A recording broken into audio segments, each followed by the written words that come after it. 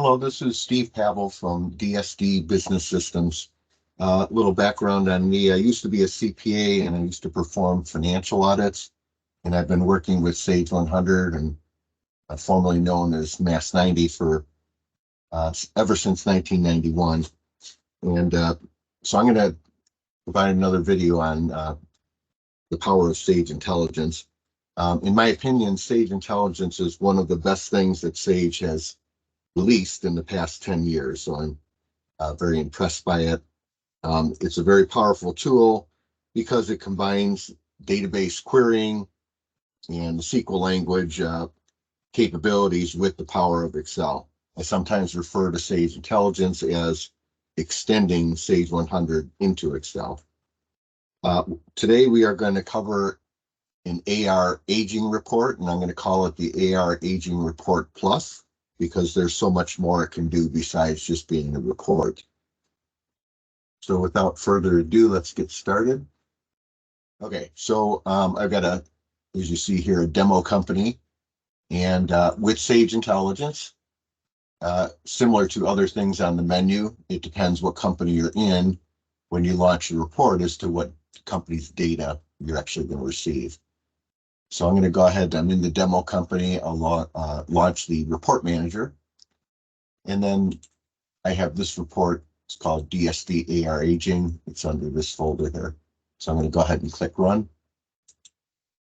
All right, it will prompt you for the as of date. That's both your as of date as well as your aging date. And you can either type it in or I'll select it from the calendar button here. So I'm going to run this as of November 30th. And on this interface here, you can tell it's working because you'll get a screen maybe in the middle, but you definitely have the screen in the upper right. And down at the bottom, it also lets you know the date and time it was launched and how long it's been running. And I would strongly recommend that you don't have other Excel workbooks open at the time that you run a Sage Intelligence report. That way the report will run faster, and also you're less likely to receive either error messages or messages that Excel is busy. Yeah, the performance of this report is obviously going to depend upon the size of your particular company's database as well as the power of your computer. In this case, I think it's going to take about a minute and a half.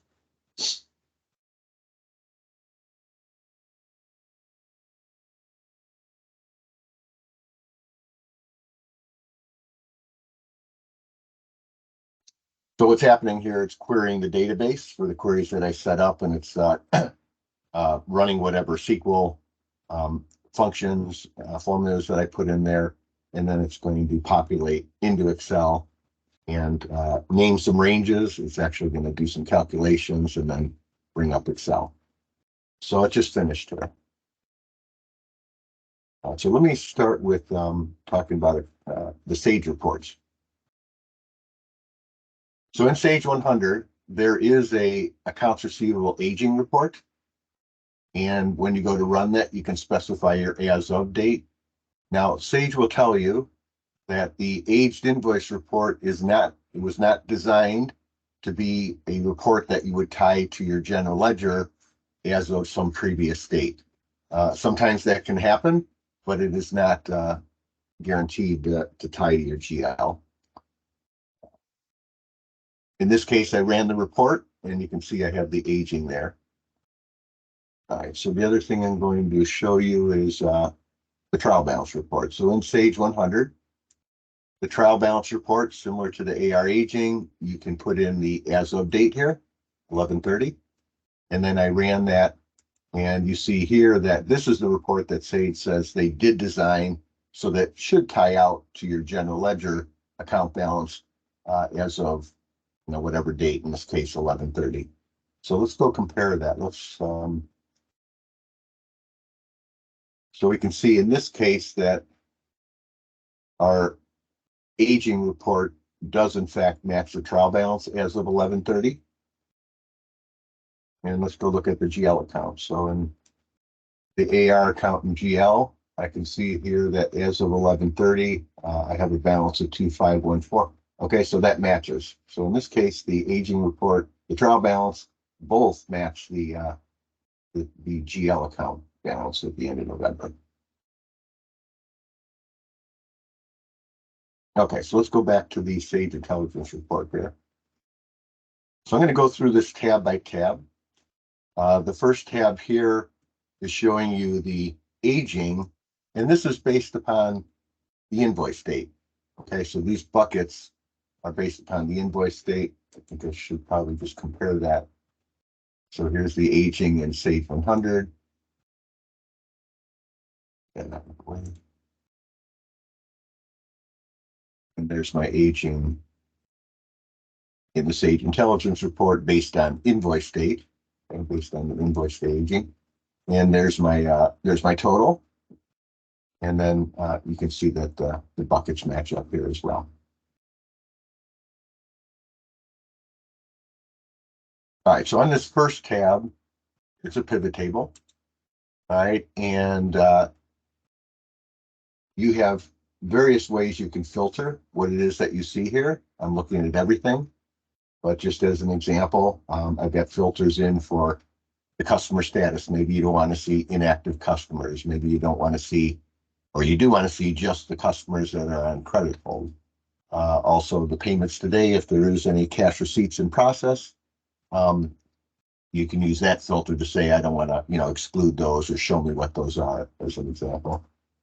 And then, as you see here on the query, I brought in a lot of information from the customer.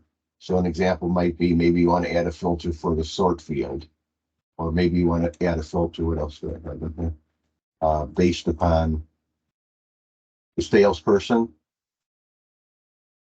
And you can base that based upon the customer salesperson or the salesperson associated with each invoice. I also have, country code if you wanted to look at your customers that are in a different country or just US only.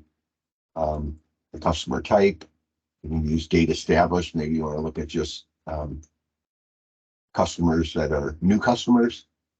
And I've got state and so forth. So there's a lot of capabilities to filter what it is that you want to see there. As far as the pivot table itself, here's the grand totals. I can open that up, and then at this level, I'm seeing customer by customer. So I got the customer's number and their name, and then you can expand that out, and then you're going to see invoice by invoice here. All right, the next tab is also aging, but in this case, I'm aging by the due date, okay? Because I may offer different terms to different customers. And so this might be more valuable to say, well, based on the invoice date, if it's 30 days past the invoice date, maybe the customer has 45-day terms or 60-day terms. So this is maybe more appropriate for looking at your aging. Now, each of these are driven by parameters here. So I have aging buckets based upon the invoice date. And you can see that in this case, they're 30, 60, 90, 120. And then I've got aging bucket definitions for the invoice due date. So in this case, the first one is, I want to see in the first bucket, any invoice that's, past its due date, even 1 day, and then 30 days and so forth. So that's how I'm able to, when you run this report, you're getting both. Okay, unlike in Sage 100, you're getting the invoice, the aging based on invoice date or by due date, if that's your options in AR, but you're not getting both. In this case, when you run this report, you're getting both, an aging by the invoice date and by the due date. This one has similar capabilities to what I talked about in terms of filtering and a similar structure to what it is that you're seeing. All right, so I called this the AR Aging Report Plus. So I'm going to show you some additional tabs here that make it into a plus, something more than just the aging report. Okay, so this one, I don't know why I'm getting that. This one will show you your past due customer, your past due invoices here. It looks like I have an issue. I'm not going to get hung up on that, but this would be showing, actually, let me show it to you as long as it came up. All right, so somehow my invoice due date is showing up as a date here, so I'm just going to fix that pretty quick. Format that not to be a date, be a number. Okay, that's nice. I will go back to our due date here, refresh pivot table.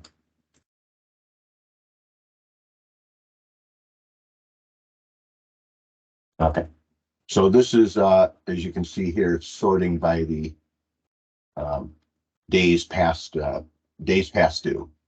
Okay, so you see that there's some very, very old credits in here in this demo company. All right, and then you see here's an invoice that's 125 days past due and so forth. So the idea here is that, gives you kind of a priority list of saying which invoices are open, invoices or credits are open, and, that showing the oldest ones at on the top there. All right, so I might want to look at, let's pick this customer as an example, AHLCT. So I may want to look at that customer and say, what do I have other open invoices for them? What's their history and so forth? So I have another tab here called Pivot by Customer. AHLCT. Okay. So I'm going to go to that one and I'm going to say I just want to see that CT. I don't remember which one it was. Step down. Okay, so on this tab, I'm able to see for each of these customers all of their recent activity, whether they're outstanding invoices or their payment history. And so that makes it convenient to maybe find out, like, oh, are they always past due, or is this, what is their payment, track record? And do we have other invoices or credits that we can offset? So that's the purpose of that tab. I'm going to flip back to the expected cash receipts tab. So again, another example of, this is a plus, AR aging plus. So in this case, maybe I want to see my expected cash receipts based on the due date. And maybe I want to see that weekly or monthly or bi-weekly or day by day. I have all those choices.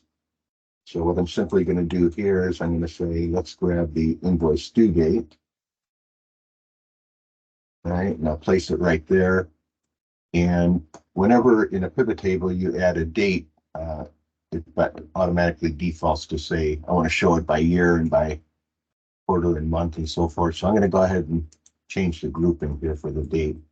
And I'm going to start this in 12/01/2023, so I don't see the detail before that.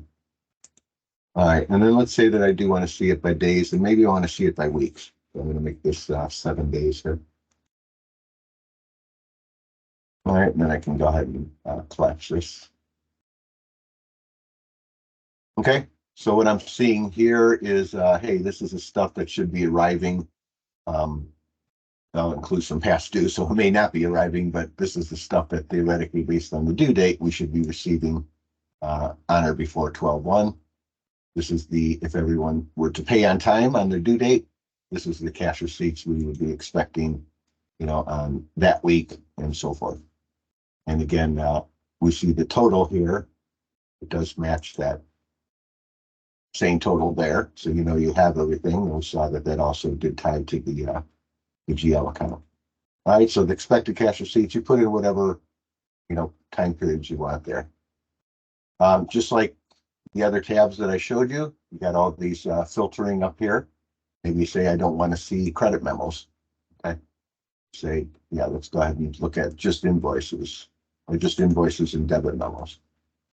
All right, now I'm looking at just invoices without credits.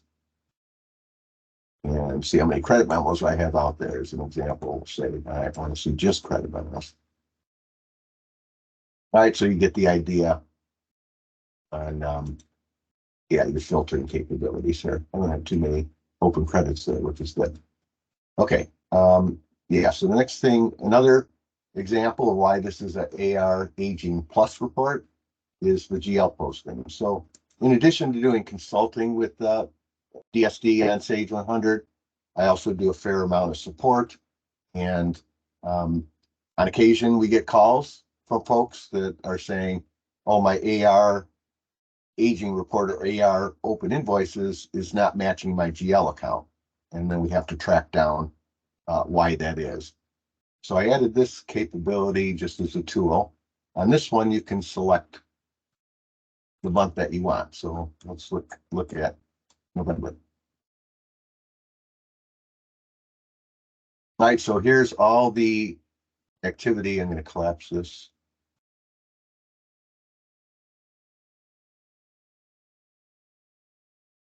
This is all the activity that happened in the AR module with by GL posting date.